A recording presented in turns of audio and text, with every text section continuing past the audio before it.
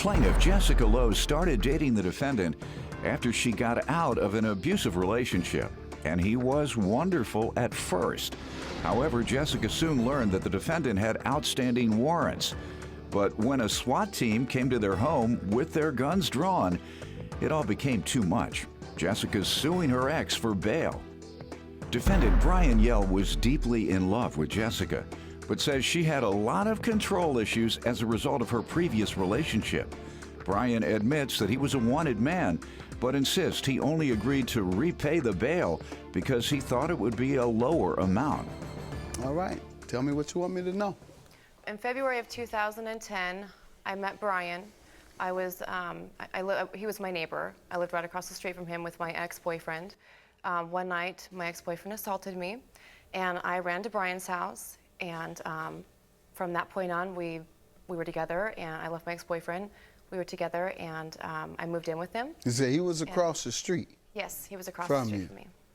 And so you and your ex-boyfriend were arguing or fighting? Yep, had an altercation, and I ran into his apartment. Ran into his arms across the street. Yes. Yes. And you all started dating immediately? We did, yes, and I moved in with him. How long after? About a week. About a week. A week later you moved in? He just seemed like such a great guy, amazing, and very loving and When charming. did you start feeling that way? Immediately.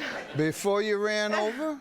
No. Or after you ran After. over? So within a week, it became all that. Yeah, and throughout our relationship, it got better. So I'll never have an argument with my wife. If there's a guy living across the street, Doc. You don't even know it. Go ahead. Okay, so we were together for quite a while, and everything was great, amazing. He was a great guy, very friendly, very outgoing, and just fun. Mm-hmm. Up until about a few months later, and there was another side of Brian that I didn't know about. How long after? How long after did it turn bad after having been so amazing? I would say about 8 months. Okay. Okay, so I found out that he was a liar and that he was keeping things from me. He had two warrants, one for a DUI and one for vehicle hit and run with vehicle damage. And how I found out was I was pulled over in May of 2010, so just a few months after we had gotten together.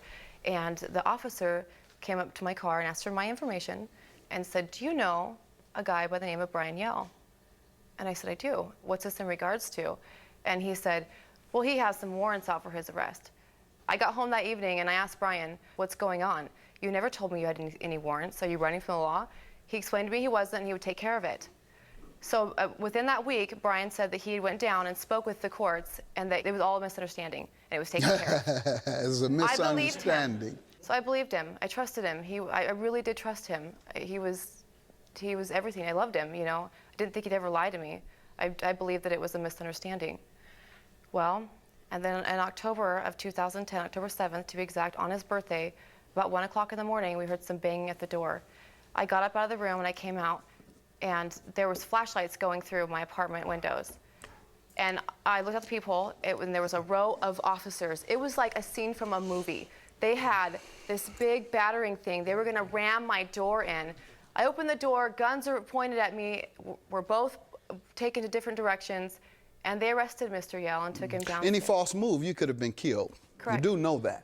Yes. All right, so let me give my opinion, not judgment, my opinion about folks moving in within a year. You don't really know each other. A person can have a crack habit. I know many men.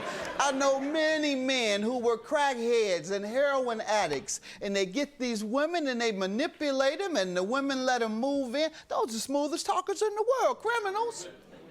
They let the man move in. They don't really know him. Oh, he talks a good game. He was amazing. He was this. I loved him. And you look up, and he's a crack fiend. He steals all your money, and you never see him again. Or he's a heroin addict. You never knew he was a heroin addict because he doesn't nod when he's at the house. You never knew he was a crack addict because you don't see the signs when he's at the house. Now, in this case, you're about to get killed. Dead. police surrounding you, guns drawn.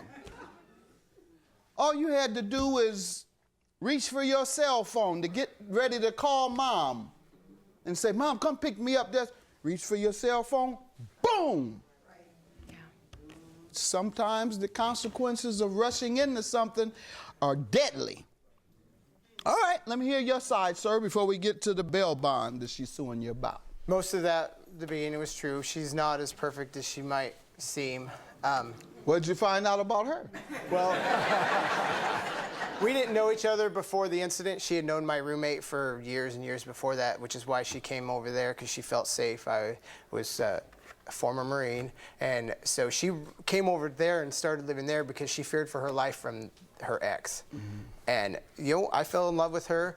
She ended up having a lot of control issues, a lot of trust issues from her ex and former relationships. I never held anything from her. It just wasn't something that had been brought up at that point. We were in a new relationship. We were trying to get all the positives about each other in before we started with all the negatives. You didn't know you had warrants? Oh, I knew I had a warrant for failure to complete diversion, DUI.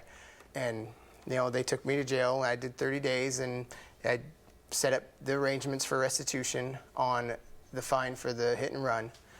It wasn't something that, you know, of course, not something that I planned. I never intentionally kept anything from her. She was my life. I cared very, very much about her. I never wanted to hurt her. Failure to, for lack of a better term, expose is indeed keeping something from someone. Mm-hmm. You should have said to the woman, look, I got a little issue out there now, and I want you to know in case something goes down, and maybe even you can help me with this, because I have a personal crisis that you, as my live-in lover, should know. So you did deceive her. Just because you didn't tell her didn't mean you didn't deceive her. Go ahead, ma'am. So how does he owe you for bail money? Okay, so in March 20th of 2012, he had to appear before the judge because he was late on his payment on making for his restitution. The restitution. Yeah, for the vehicle hit and run, and which he owed like $4,700 on. He was late, you say? Yes, he was 2 days late. They said, well, because you're late, we can't accept your payment. You need to wait. We'll send you a letter. You'll come before a judge and for a show cause. Yeah, that's so unreasonable, but yeah. Go ahead. Yeah. So he showed up. March 20th was the court date, and he showed up, and they arrested him and took him to jail, and his bail was $4,000. The night before he went to jail, he said to me, there's a possibility they could throw me in jail. Would you mind bailing me out? I told him not a problem. I asked him how much he thought the bail would be. He said, well, I owe $4,700, so it could be that or 10%. And I said, okay, well, I have it. I had it to bail him out. He had court the following week for his daughter for some custody issues. And I didn't want him to miss that. So I went to bail him out, and it was $4,000. And when he was released, my aunt was with me when I bailed him out. I said that it says in the paperwork, which I have right here, that they could keep all of it for any kind of restitution or anything. And he said, don't worry, I will pay you back. He said, not to worry, I'll pay you back the $4,000. And I have the bail bond. All right, let's see it, please. And the statement from my witness. He has paid how much? Anything? He hasn't paid nothing. All right. You tell me your side about this $4,000, sir. Well, I did ask her if she would bail me out, and I thought it would be a 10% of that. The jail in this area, it's a brand new jail, so they have no problem with locking somebody up, and that was the whole reason. So I went for my show cause hearing. They locked me up. I had no idea what my bail was going to be. That afternoon, I was bailed out. I asked her what the bail was, and she told me $4,000. I was upset about that because I would never have paid $4,000 for somebody. Quiet, man. And I wasn't aware that she had that kind of money anyways. I don't recall. You were upset at being out of jail? No, Your Honor, I was upset that she would have to pay that kind of money. Okay, so you were upset with the fact that the bail was that high. When we went to the bail hearing, I expected the 10% to be taken out of that and her to get her $3,600 back. What I agreed to pay was the 10%. At any point, did you want to pay her whatever amount she spent on you? I didn't believe that I owed her. I didn't ask you that. Yes. Did you ever say to her, I want to pay everything you're going to have to pay on my behalf? Yes, I did say that I would pay her. So because you had the number wrong, doesn't mean she's not entitled to her money, because you can't add. Ma'am? Anything else? Did he ever agree to pay the $4,000? He says he only agreed to pay $400. Yes, he did. And in fact, just last month, I texted him, if you want to see the text See why messages. people don't feel sorry for criminals? I feel sorry for taxpayers because they waste their money on you when the government could have gotten their money and saved whatever it costs to have you in prison or in jail. When are you going to start paying me back the $4,000? Like I said before, as soon as I find a job, I can start paying you. Stop harassing me. Did you tell the prisoners to stop harassing you?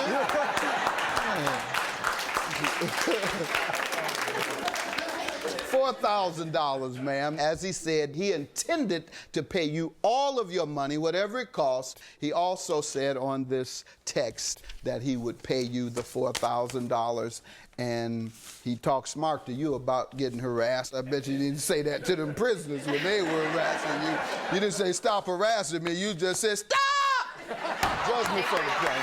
Have a good day. Done and over. Go. I won't get any more text messages, so it'll be nice. I'll have a little peace of mind. I never harassed him. I never harassed him at all.